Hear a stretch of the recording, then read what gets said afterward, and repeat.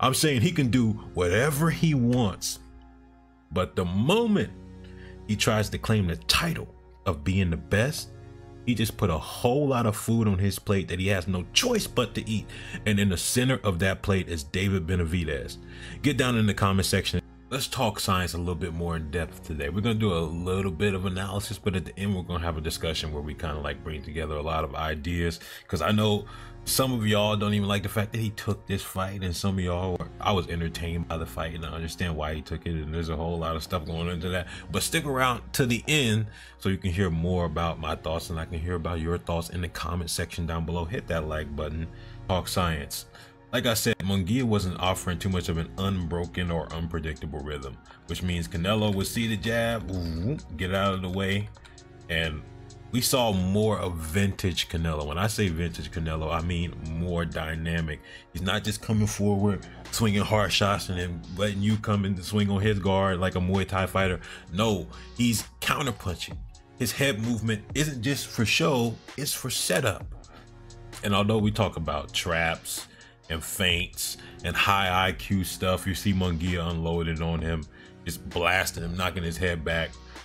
Canelo getting hit with all these shots. But to me, this is my favorite moment of the fight. After Munguia unloads all of those combos on him, Canelo just, I said in the last one, he's like a little mini Mexican Michael Myers. He has like this little just invincibility aura around him.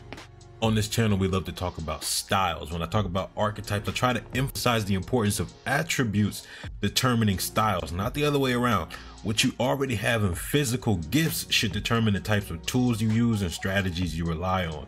Canelo has amazing reflexes, fast twitch muscle fibers, very explosive, and he is, in my opinion, at his very best when he's a counterpuncher. Standing in front of his opponent, look, he's gonna go into this high guard real quick, but he has that dropped guard with the arms down low, and then he purposefully puts up the high guard so he can elicit a reaction, the jab in this case, get underneath the shot, use his head movement, his reflexes, and then come up top with an explosive counter. That's when Canelo, I think, is at his most dangerous, at his most intelligent, just at his most capable. Another thing he had in this fight, a consistent, purposeful jab. It shoot out of the high guard. We're finna see it flick out of a lowered guard in a second. Not just shooting out of the high guard, but flicking a dynamic jab. Like not just a jab, which is kind of lacking that for the past few fights, but also a dynamic jab. In totality, there was a lot of stuff that Canelo was doing in this fight that I preferred to see from Canelo. But the controversy is people were saying they didn't like to see from this fight from Canelo in general, meaning they didn't want him to fight Jaime Munguia. They would rather him fight Benavidez. A lot of people are upset about the fact that he fought Munguia instead of Benavidez. There's a lot to be said about all this. I'm very interested in your thoughts, which is why I want y'all to get in the comment section about whether or not he'll ever fight Benavidez. To me, this fight displayed more of the stylistic aspects he should lean into if he faces Benavidez, because this is going to be the closest analog to Benavidez. Benavidez is not going to slow down. Canelo is going to have to slow him down involuntarily. He'd have to counterpunch. He'd have to hurt Benavidez. And even if he does hurt Benavidez, he's not guaranteed that Benavidez is going to slow down by that much. But we're not guaranteed that we'll get to see that matchup. And if we're being honest, whether you're a Canelo fan or not, and you're probably annoyed by Benavidez's name being mentioned, because Canelo sure is. When Canelo first moved up to 168, that was the man everyone wanted Canelo to face. Like, Caleb Plant was a good matchup, Billy Joe Saunders was a good matchup, and I think those are two very underrated wins from Canelo, in my opinion. I don't think he gets enough credit for those wins. Callum Smith got cooked, but everyone wanted to see Benavidez. When he moved up to 168, that was the man everyone wanted to see. And like I say all the time, I think Canelo, well, not all the time, but I've said this before, I think Canelo is the greatest active fighter because he's the most accomplished and the most decorated. Just so many, his resume it speaks for itself. I don't think he's the best because I separate those into two different categories. But the greater a fighter is, the greater the standard I hold them to.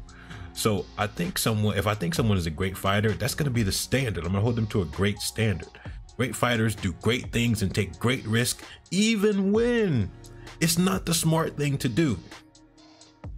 And the smart thing to do is what Canelo's doing right now. Fight people that he can kind of cruise to victories on. It's going to get a lot of money. They're going to be fun, entertaining fights.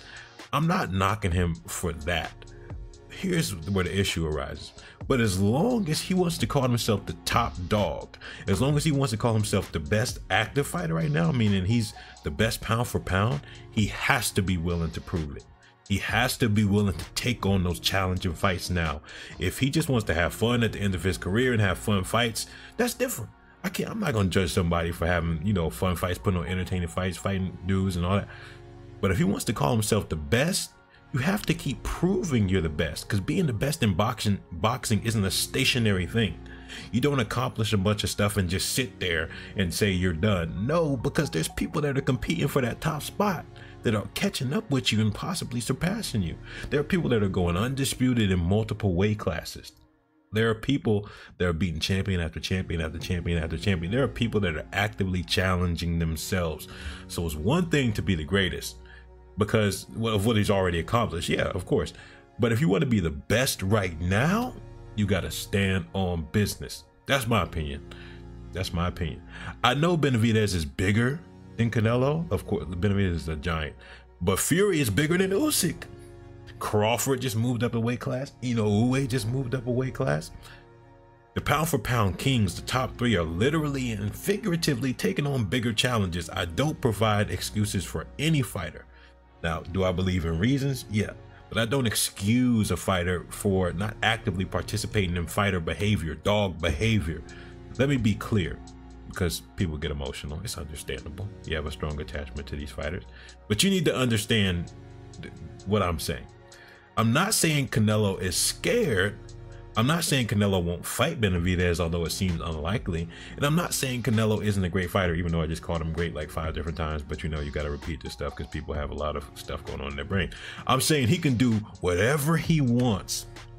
But the moment he tries to claim the title of being the best, he just put a whole lot of food on his plate that he has no choice but to eat. And in the center of that plate is David Benavidez. Get down in the comment section and tell me what you think about Canelo's performance. I think this is one of his best performances in a while. Tell me if you think he'll fight Benavidez, or if you think he doesn't want to fight Benavidez, or how that will go if he does fight Benavidez. I really want to hear y'all thoughts. As always, I love talking to y'all in the comment section. But we got the monster coming up. I just mentioned Inoue. We got the monster coming up, so stay tuned. Turn on that notification bell. Fight, science, philosophy, immortality serum out.